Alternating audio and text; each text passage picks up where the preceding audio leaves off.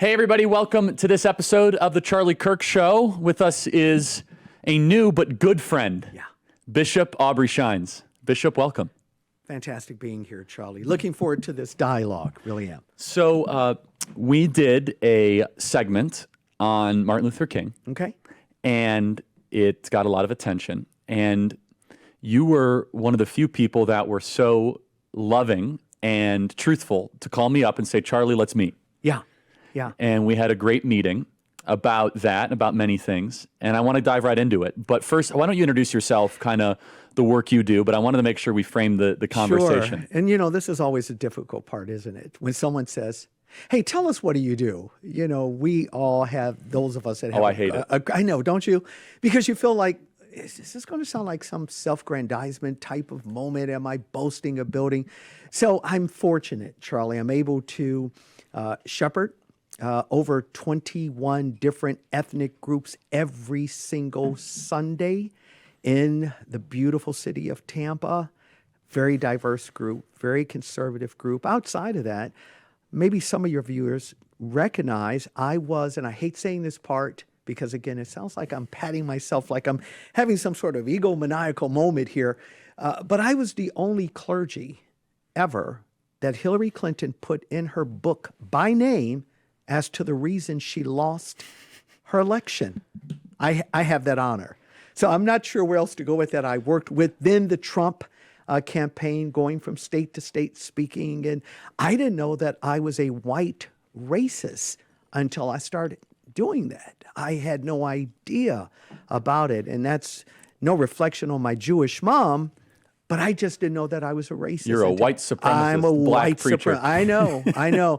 And so I'm not big on the black and white thing. I see myself as a Christian, just with a different ethnicity than some. I have a good mix of both black and Jew that's there. So I don't know. I think there's too much made of the whole, quote, ethnic breakdown. I think it's good. I think it's something that all of us should address. I don't believe in multiple races. I believe there's only one human race, and I think God made that race. I think it's pretty clear about that. So those are some of the things we do. Outside of every week, I am the voice of America Shines on Real America's Voice. I've seen it on Real America. That's where some people might recognize you. Yeah, hopefully. Hopefully not on the cops' most wanted list or anything like that. I've not had that distinction, so I'm not interested in that. So those are some of the things that we do. So Bishop, I want to thank you for being here. This is just going to be really great for me and for the audience because we, you know, when we first talked on the phone, I obviously knew of you and watched your program. And within first 5 minutes, you said, you know, I am the one clergy who Hillary Clinton blamed. I said, I like this guy. So it made me take everything you said even more seriously. Yeah, sure. And so, you know, you said, hey, Charlie, let's meet. And we had this great meeting. I thought it was really wonderful. I did too. Just so everyone knows, you can go back and listen to the Martin Luther King episode. Happy to do that, but no reason to rehash that. But I think, you know, Bishop, here's the best way I could frame it. Tell me what I missed. And I don't mean that as a gotcha. No, and I don't take it at that. I think we're all guilty of this. Let me start here. I think often all of us speak from some cutout that we've learned somewhere. I think all of us, if we're intellectually honest, I think we go back over our lives and we realize, wait a minute, I meant exactly what I said, but maybe I should have considered the following. Maybe this part of this speech or this line was true, but was that all that there was to it? And that's when I heard what you said. It wasn't a matter of gotcha kind of a moment. I did wonder, does Charlie know the following? And I think that's where our dialogue began. And I think, and I want to say this, not just to you because I have, but I want to make sure that your audience get it. And especially those that hate you. Because it's hard for me to imagine that people look at us and they actually hate what we're doing.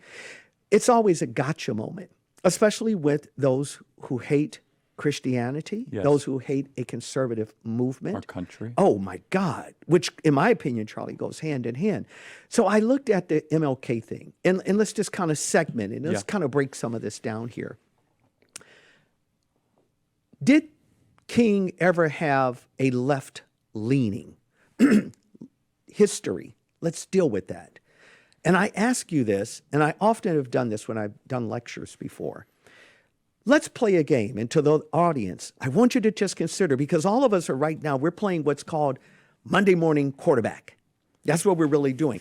But let's put ourselves, let's make all of us with the same skin reflection as King. Let's go back in the 50s. Let's go to the 40s. Let's go to the 60s. King was hurting, as most blacks were. I'm not talking just economically. Here he believed in a system that was blind. It should have been, as related to the law. Here this great statue says, hey, come in. I'm not going to see you as anything other than we're going to base this great republic on just pure laws.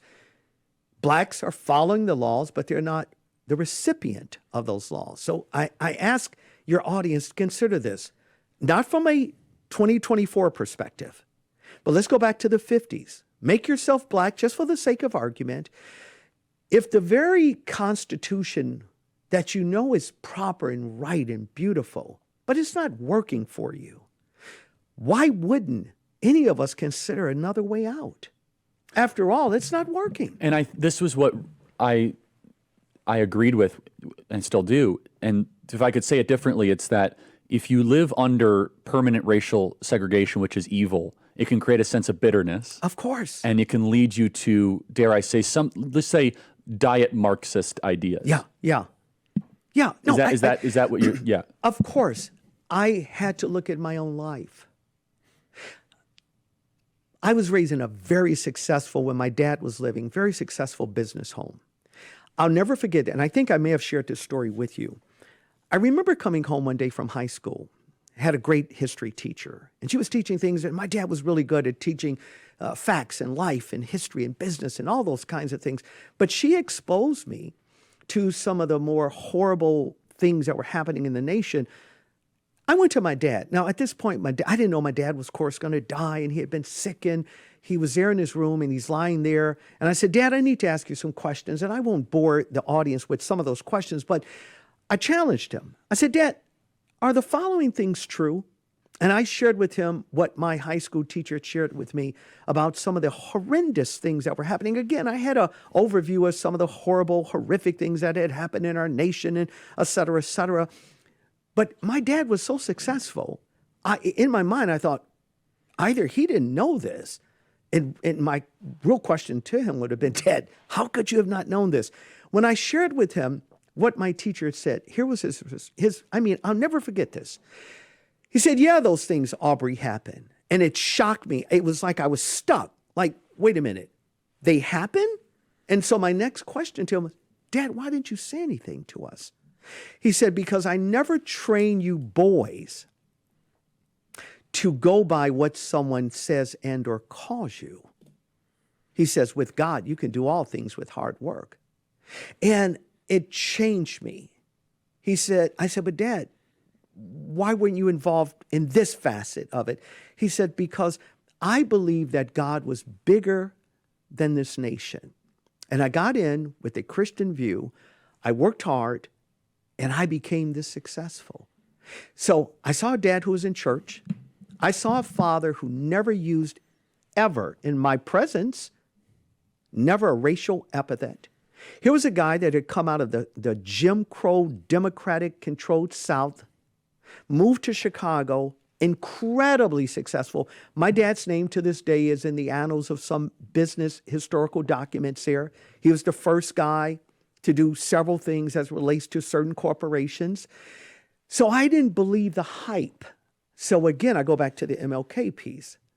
Why did my dad become bitter? I don't know. Maybe he had a moment, Charlie. I really have no idea, but I know what he projected. He projected that there was nothing impossible to do as it relates to whatever it is you're endeavoring if you follow certain templates in your life. That, number one, being God, being pro-family, and those were the results of it. Go back to MLK. I could see how King would be upset. I think all of us would have been. And I could see why he would have been disillusioned. But what I shared with you was that was a very early part of his life.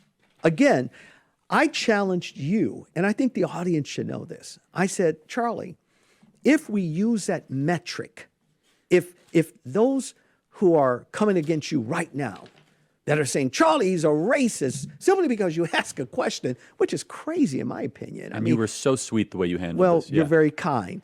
The reality of it is, I look at things like that, and I think just for a moment, wait a minute.